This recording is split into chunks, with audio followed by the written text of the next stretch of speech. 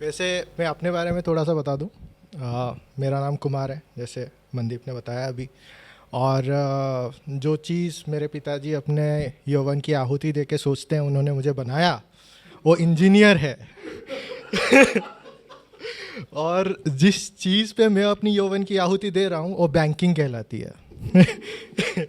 ठीक है। और ऐसे ही मेरा जो प्रोफेशन है उसमें बहुत सारा काम है, और इकोनॉमी के बारे में हमको जान रखना ये हमारी रिक्वायरमेंट है कि हम इकोनॉमी के बारे में थोड़ा सा सोच लें, समझ लें। और मैं आपको ये बताना चाहता हूँ कि यूके की जो इकोनॉमी है ना आज के डेट पे, वो वर्ल्ड इकोनॉमी में बहुत ज़्यादा कंट्रीब्यूट करती है। आपको पता नहीं होगा तो ठीक है, कैसे मैं बताता हूँ। देखो, यूके में ना लड़कियों के नाखून बढ़ते हैं, वहाँ पे चाइना की इकोनॉमी। ठीक है। और मैं जहाँ पे रहता हूँ अभी पिछले 4 महीने में 6 नेल बार्स खुल चुके हैं। ठीक है। अब जब वो खुला तो मेरी आंखें ऐसी खुली कि भैया ये कौन लौंडे हैं जो पिंक नेल से पंजा मरवाना चाहते हैं खुद को। ये कौन लौंडे हैं जो यहाँ पे घूम रहे हैं, जो इज इट पिंक के चक्कर में पिंक नेल्स में फंस जा रहे हैं। अभी 5 सेकंड ले लो इस चीज़ को समझने के लिए। लड़कों को पता है कि इज इट पिंक का मतलब क्या है। अगर पता नहीं तो जाने देते हैं, इसमें और ज़्यादा बात नहीं करेंगे। ठीक है। और मेरे काम का एक और हिस्सा भी है जहाँ पे मुझे फ्रॉड वगैरह देखना पड़ता है। ठीक है। लोगों से पैसे चोरी हो जाते हैं, बहुत ही बुरी बात है। लेकिन अब इंडिया का सीन जो है स्कैमिंग का और यूके का सीन जो है स्कैमिंग का, वो बहुत ही अलग है। इंडिया में जब स्कैम होता है ना, तो आपको बॉलीवुड याद होगा कि बॉलीवुड में एक आती है औरत, हाय दरोगा जी मैं लुट गई, मैं बर्बाद हो गई, ज़मीन बेच के पैसे लाई थी, चोर लूट के चले गए। यूके में ऐसा कुछ नहीं है। यूके में लोगों को एक ही चीज़ पता है, वो सुबह सुबह उनका पैसा चोरी हो गया, रात को कोई टेंशन नहीं लेते। वो सुबह आते हैं एकदम 3 पीस सूट, एक घड़ी यहाँ पे लटकाए हुए, एक काउबॉय हैट, और अपनी बीवी को भी साथ लाते हो।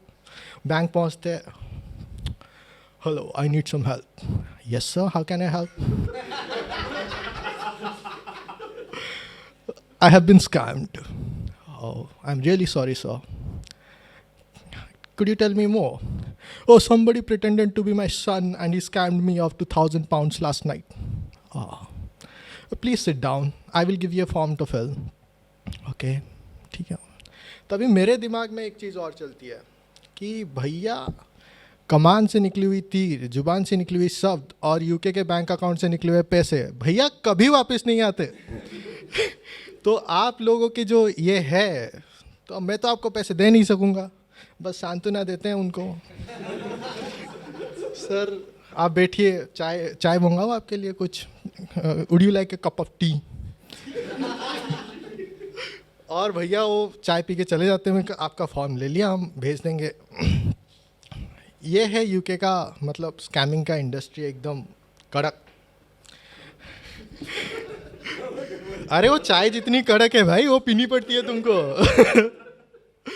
और फिर वो फॉर्म आता है हमारे पास, वो हम लोग पढ़ते हैं, लिखते हैं, फिर पता करते हैं, फिर उनको रिस्पांस भेज देते हैं, भैया आपका तो पैसा नहीं मिलेगा, आप बता लो उनको कि नहीं मिलेगा, जो भी है।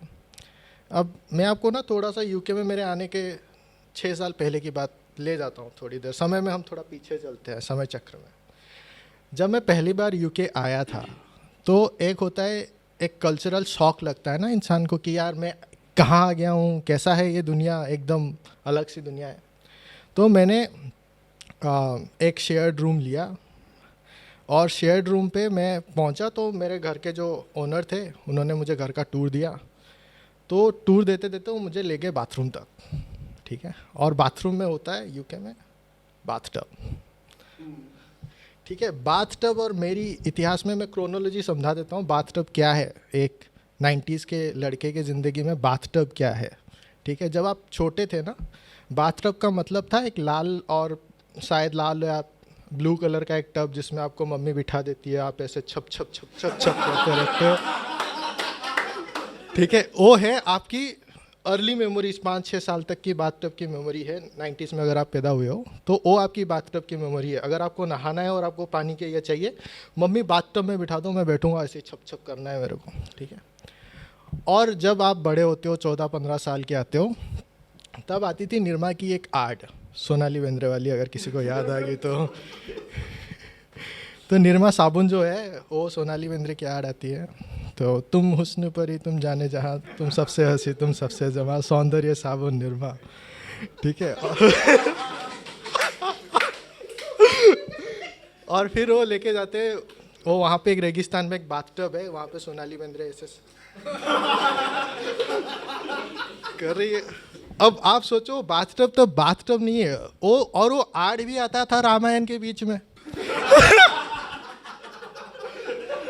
तब आप समझो वो आड़ देख के इंसान जाता कहाँ होगा, 14-15 साल का बच्चा कहाँ किस दुनिया में जाता होगा, कोई कैसे?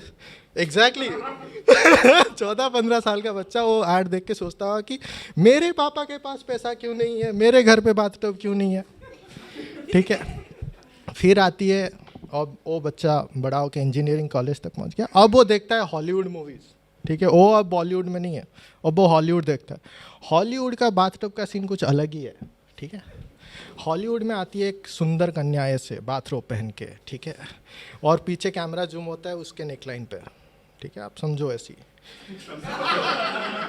ठीक है। और वो जूम करता है, वो ऐसे ऐसे गिरा देती है, ऐसे बाथरोब ऐसे नीचे गिरा देती है, और वो घुसती है बाथटब में। वहीं पे आता है ट्विस्ट, उसके पेट से निकलता है एलियन का बच्चा।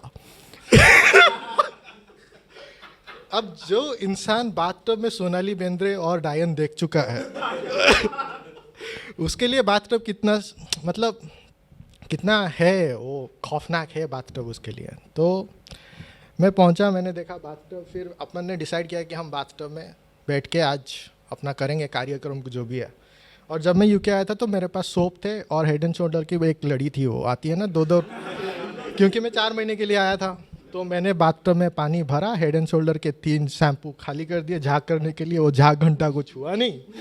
और ये लड़कों के तरीके हैं, लाइफ सेविंग तरीके हैं वैसे मज़े करने के, ठीक है। और फिर हम बैठ गए बाथटब में, बैठे मज़े किए। और एक चीज़ आपको बता दूं, बाथटब में अपना स्टॉपर लिए वगैरह जाना नहीं है, क्योंकि वो आपको टॉवेल रखना पड़ता है गर्दन के पीछे, नहीं तो गांड बहुत घिसती है।